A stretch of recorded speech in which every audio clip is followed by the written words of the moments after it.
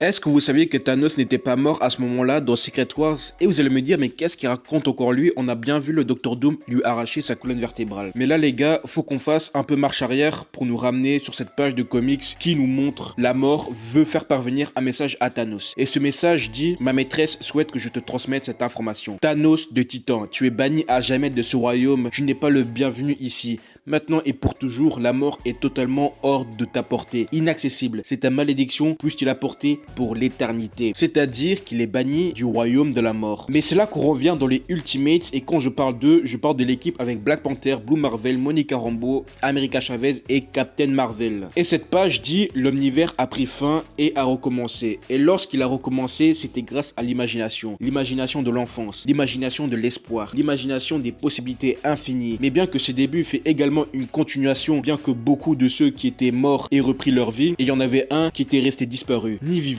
ni mort, mais banni. Qu'y a-t-il au-delà de l'imagination? Seul l'inimaginable. C'est-à-dire que quand Doom a tué Thanos pendant Secret Wars, Thanos n'était pas allé dans le domaine de la mort, mais il a survécu au-delà du multivers. Il fut plutôt envoyé vers le Far Shore, qui est le domaine d'Oblivion, et où Thanos resta exilé, même après que le multivers eut été ramené sous le nom de 8e Cosmos. Mais lorsque les Ultimates se sont rendus à l'extérieur pour tenter de réparer le temps, Galactus, désormais Lifebringer Galactus, les a sauvés avant que la pression du grand néant obscur ne les écrase. Sur le chemin du retour, Galactus a ouvert un portail dans Eternity que Thanos a utilisé pour retourner dans le multivers et rejoindre le monde des vivants. Mais je soupçonne aussi que ce Thanos ne soit pas le vrai Thanos. Le Thanos qu'on a vu se battre contre Doom n'est pas le vrai Thanos. Mais là les gars, il faut qu'on fasse encore marche arrière dans un numéro de She-Hulk. Et Thanos dit littéralement qu'il est en train de créer des robots. Et il imprime sa propre empreinte psychique et que le cerveau du robot reflètera celui de Thanos jusqu'au dernier ganglion, neurones et synapses. Il dit même que les télépathes les plus doués, les êtres cosmiques et ce clone croiront que c'est le vrai Thanos. Tellement que c'est sophistiqué et que c'est fait à l'identique. Et ce n'est pas la première fois qu'on avait déjà fait face à ce genre de robot. Dès la première apparition de Thanos dans un comics qui est d'ailleurs dans le numéro 55 de Iron Man, c'était un robot et je peux vous le prouver. Dans ce numéro-là, Thanos a une discussion avec Tony Stark et il dit « Oh Tony Stark, n'oubliez pas que je suis qu'une simple copie de mon créateur. Un créateur dont je suis le porte-parole pour transmettre un simple message d'avertissement. » Et juste avant, Tony disait qu'il était un génie, mais même cette technologie, il ne la comprend pas. Il dit que ce robot a son propre cerveau et que ça fait 19 heures qu'il travaille dessus. Mais le robot décide de se réveiller tout seul et livre le message d'avertissement que je vous ai dit avant. Et c'est là que le robot prononce cet avertissement. Laissez cette machine en place et tu continueras à vivre comme avant, ou détruis-la et toi et les vôtres subirez des tourments inimaginables pour l'éternité. Sauf que Tony n'y croit pas et il hésite de détruire ce robot Thanos. Mais Thanos décide de montrer le vrai Thanos et s'est dit que dans le vrai présent, à des années de votre époque, tout est Thanos. Tout est au service de Thanos. Tout est né de Thanos. Le dieu de vos mythes simplistes est maintenant manifeste. Mais bon les gars, on va s'arrêter là parce que là, c'est le sujet d'une autre vidéo. Mais c'est-à-dire que très probablement, tout ce qu'on a eu depuis Secret Wars, le début du 8e Cosmos, est très probablement une simulation de la part de Thanos.